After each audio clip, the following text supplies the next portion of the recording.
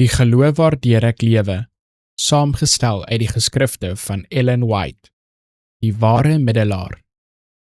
Want daar is een God en een middelaar tussen God en die mense, die mens Christus Jesus. 1 Timoteus hoofstuk 2 vers 5.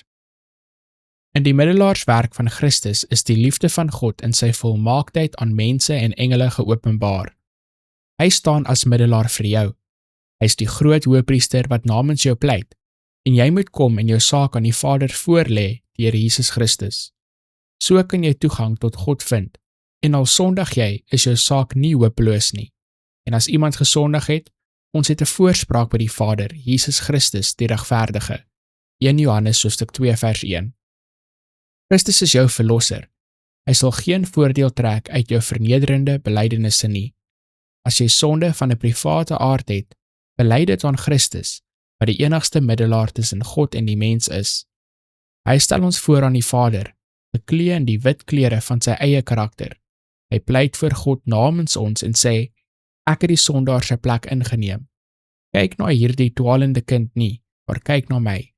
Satan pleit hardop teen ons siele, en eis ons as sy prooi op, maar die bloed van Christus pleit met groter krag.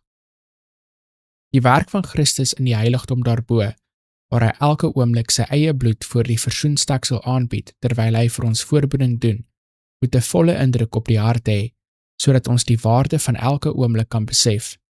Jesus leef altyd om vir ons voorbeding te doen, maar een oomblik wat sorgeloos bestee word, kan nooit herwin word nie.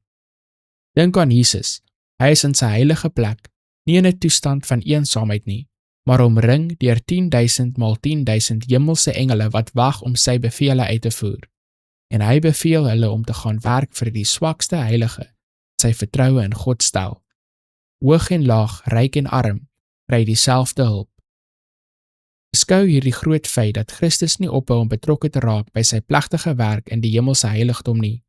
En as jy Christus se juk dra, as jy Christus se las lig, sal jy besig wees met 'n werk van soortgelyke karakter as die van jou lewende hoof.